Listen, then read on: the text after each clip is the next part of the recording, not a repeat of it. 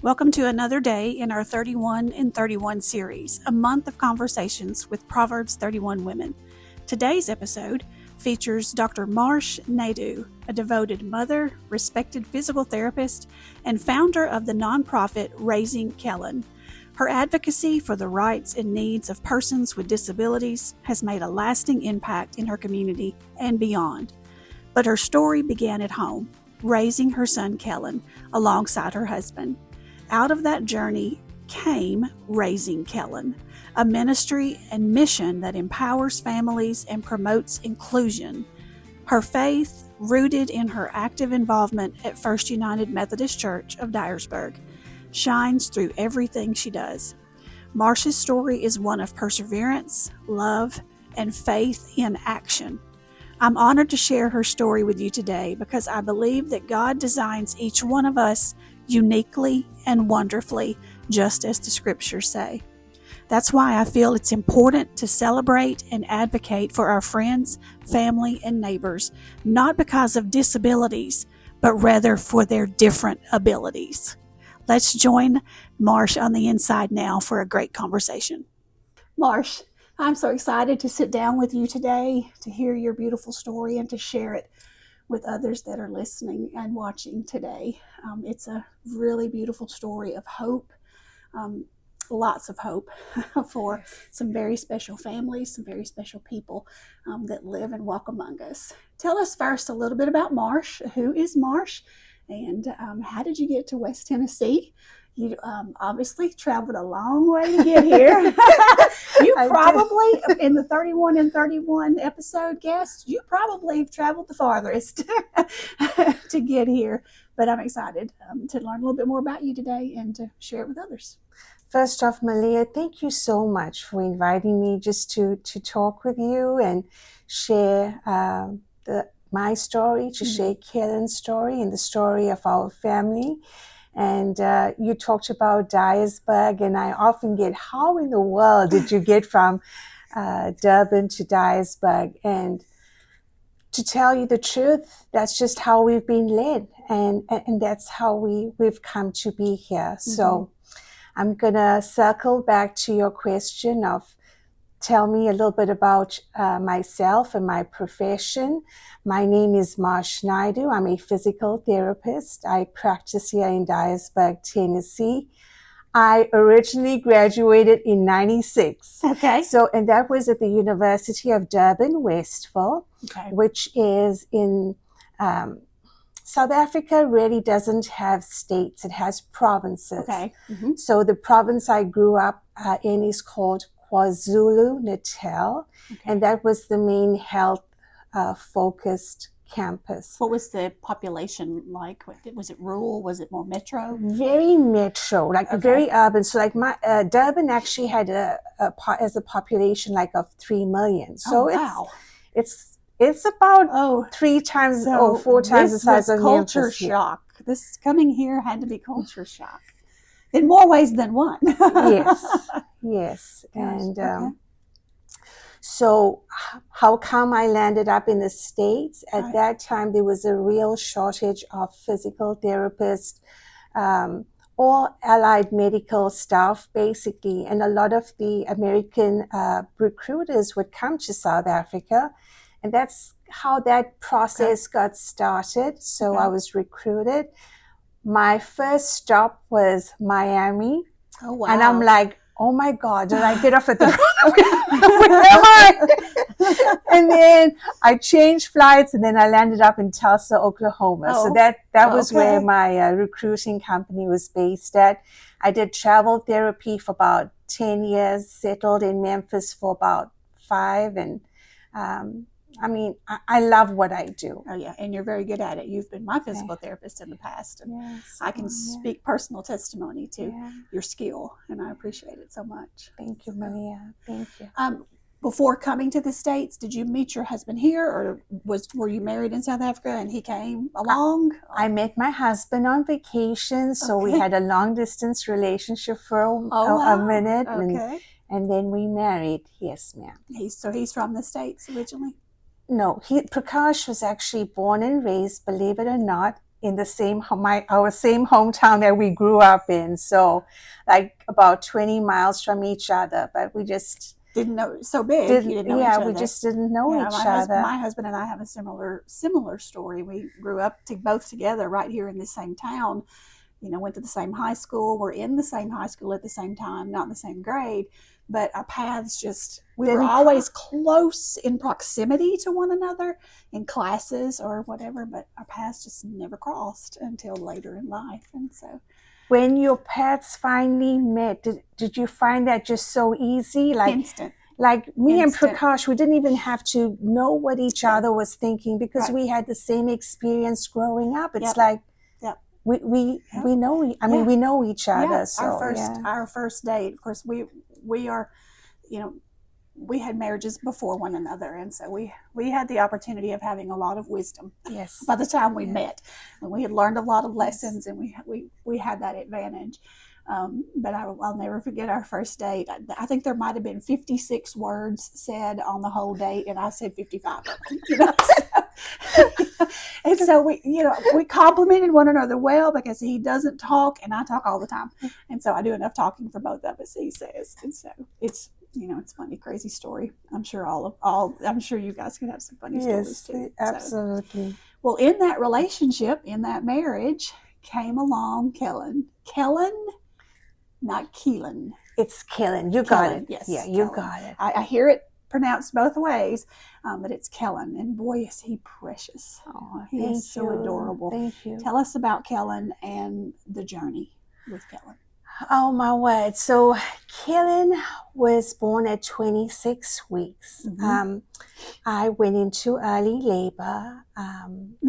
Now, correct me if I'm wrong. You were back in South Africa? Yes, back in South Africa. I should actually preempt that by saying this, that when Prakash and I married, we married in South Africa, and for all intents purposes, that was where we were going to put down roots. After you'd already been here? After I'd been here, and I know this doesn't matter, but I mean, I was so convinced that I was going to remain in the States that I went ahead and started the process and got my citizenship because I had no intention of returning back to South Africa. Going back.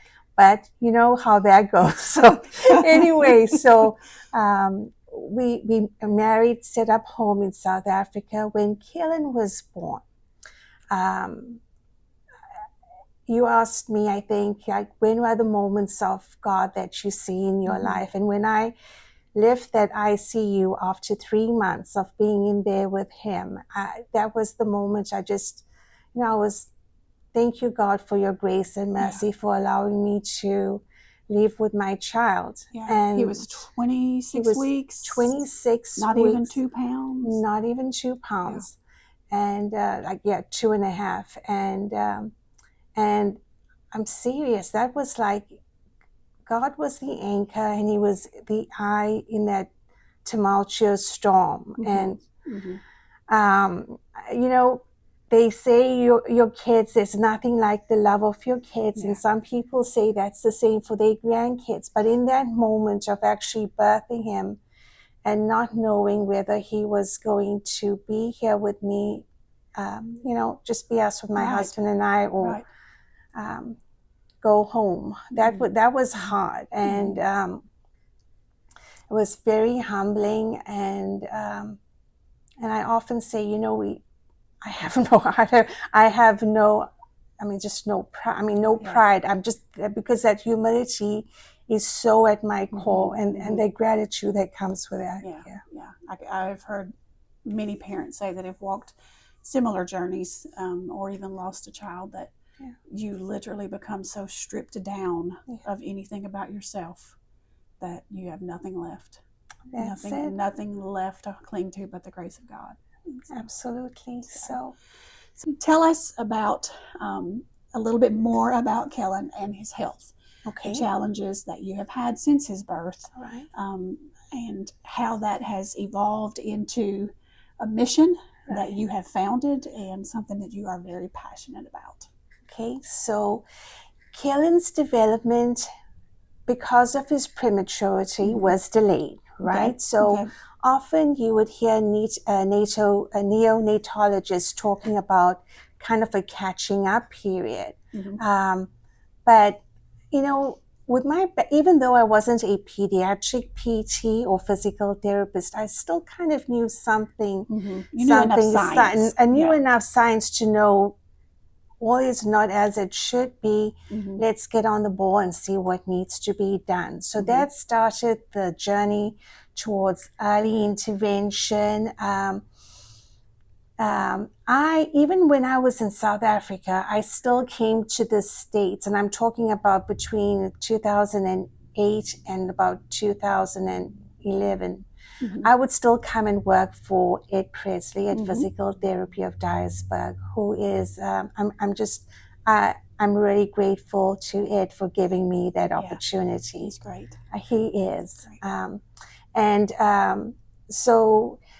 So long story short, Kellan had his surgery at St. Louis Children's Hospital. And I'm like, Ed, I need a job. I'd worked for him prior to this. Like when he needed to take off, like to go on vacation, I would come and work like 6 to 12 week assignments here so that I could keep my license going as a physical therapist. And he was so gracious to me, Malia. He gave me a place to stay as well as a car to drive. So that he was just a good guy, and I worked for him. And when I needed a full-time job, he said, "Come on," and that's how I got here to Dyersburg permanently. That Kellan's enrolled at Dyersburg Primary School. And that's just how that evolved. Obviously, the beginning was exceptionally hard because when I returned back to the States with Kellan, now Kellan's a U.S. citizen by virtue of my citizenship, but Prakash wasn't. So it took him 18 months to get here. So I had to fly solo as a single parent.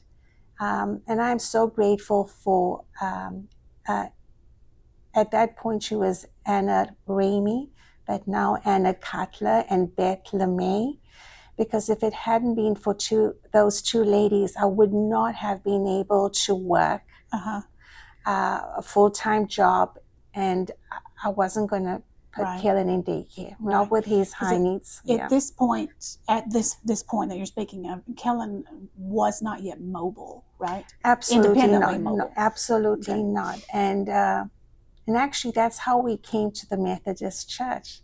Because of Salt and Light that happened on Wednesday nights, I would come to Salt and Light, pick Kellan up from God's Hands, which is a class for individuals with disabilities. And at pick Kellan up, we stayed for dinner, and then that was the start of our faith walk in our journey, 2015. And then Kellan was, last year was when he was confirmed, and then our family was baptized together. So that was a 10 year. You touched on something that I don't believe I knew anything about, this God's Hand. Here at Methodist Church? It was a ministry that was started by Beth and Anna around 2015.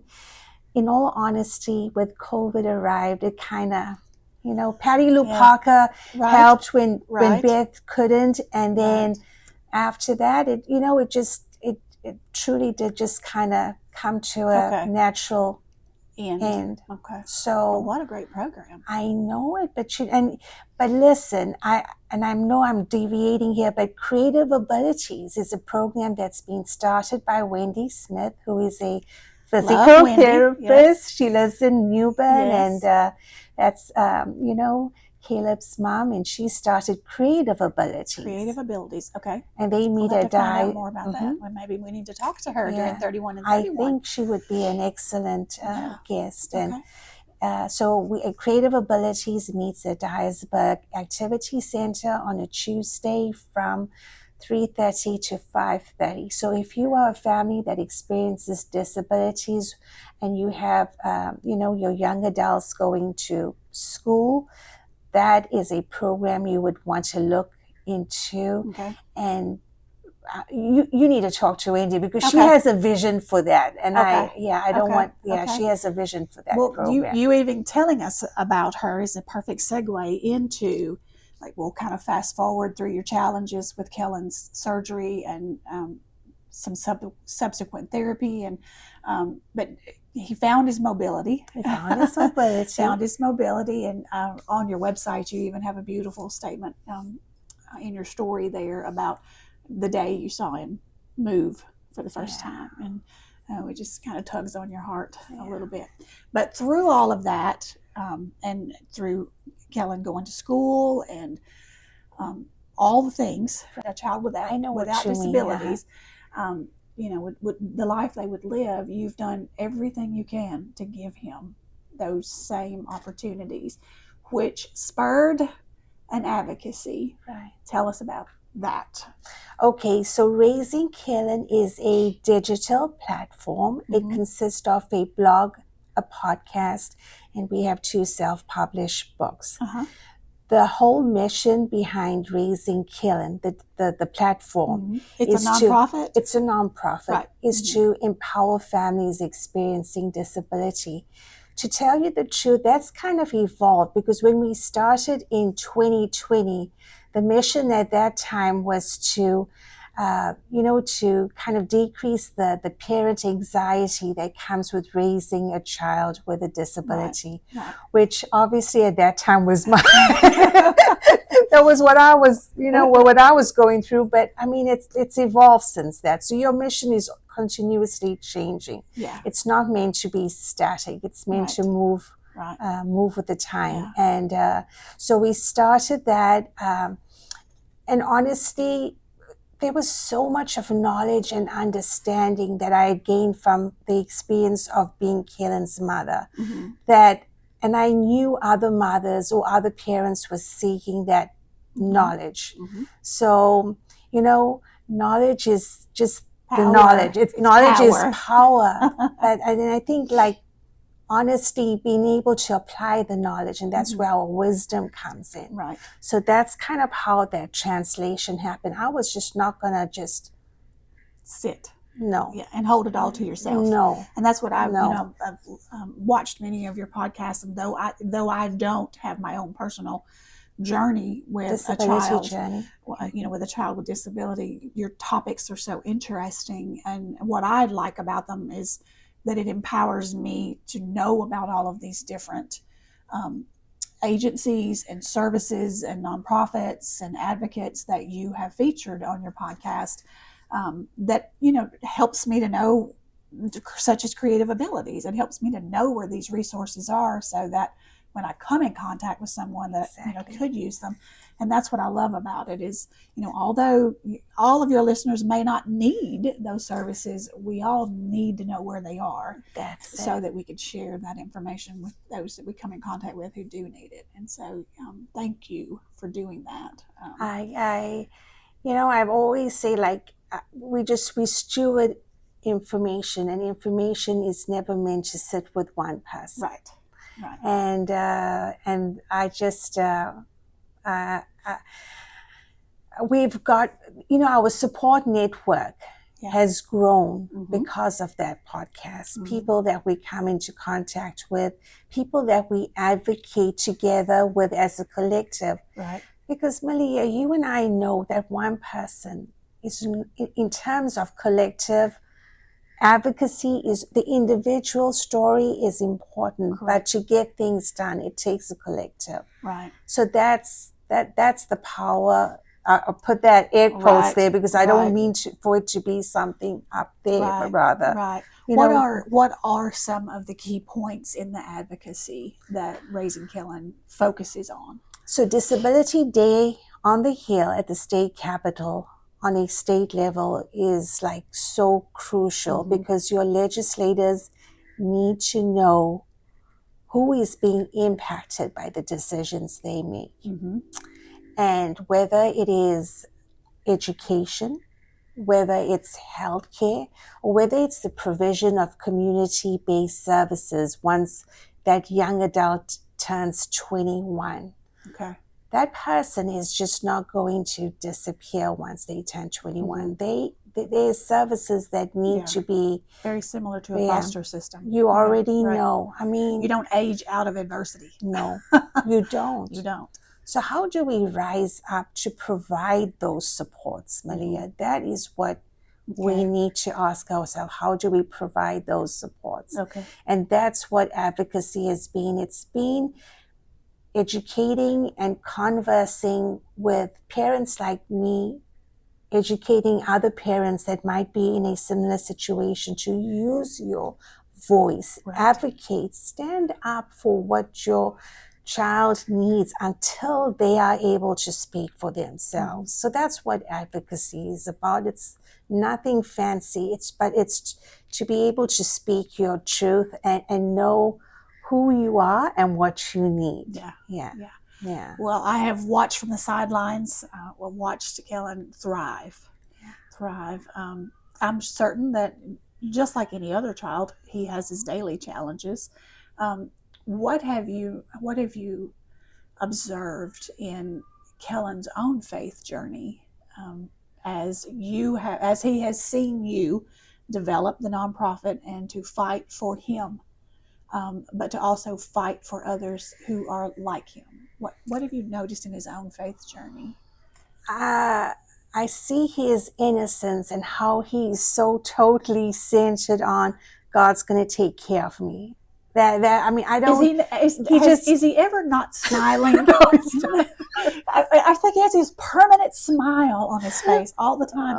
It is so uplifting. You can be having the worst day, and pity party me, and run into Kellan in the grocery store, and you just feel guilty for feeling bad for yourself because you're like, Kellan is the coolest kid ever, and he's just always so uplifting. And I love it. I just love his. I mean, I love the way we've been having a conversation about heaven, and going to heaven, and what that concept might look like, and the day that comes that when his parents will be, his parents will no longer be here. Yeah.